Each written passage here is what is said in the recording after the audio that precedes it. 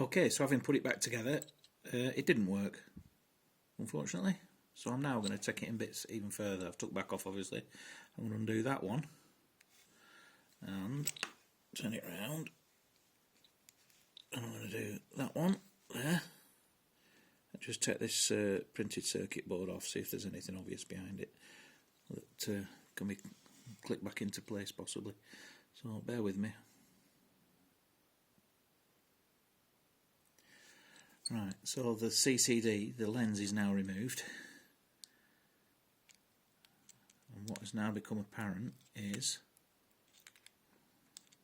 try not to touch that, over that lens there, the back of the glass lens in the camera, is a tiny little anti-glare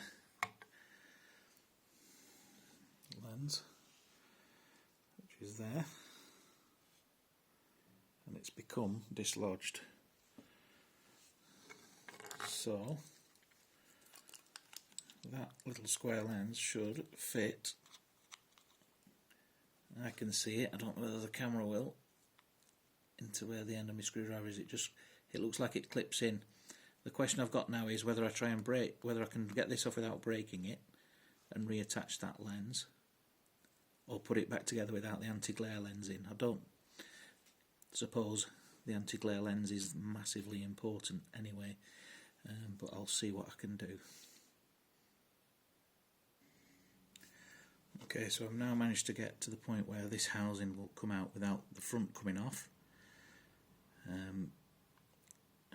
might have to take the main circuit board off the bottom in there, but I've just marked these two with nail varnish so that I know that that goes in between those two when we try and put it back together. So yeah, there it is, removed. So now I need to get that tiny square of glass to seat back into that square drive just there, if I can hold it without shaking. We'll see how we get on. Okay, so when I offer the little square anti-glare lens onto that square drive, it won't stay in place. If I just tip it, it drops out. So what I'm going to do, what I'm going to attempt to do, could be a bit risky for the potential to ruin that little square lens, is I'm going to put a dab of super glue on these corners and try and glue it in. There's somebody at the door. Okay, so that's glued in. I think I've managed to get the glue onto the lens without obscuring the actual tube that the light's going to come down. So fingers crossed, we'll get it back together. Okay, well, it's back together minus the lens, which is there. We'll see if it'll turn on.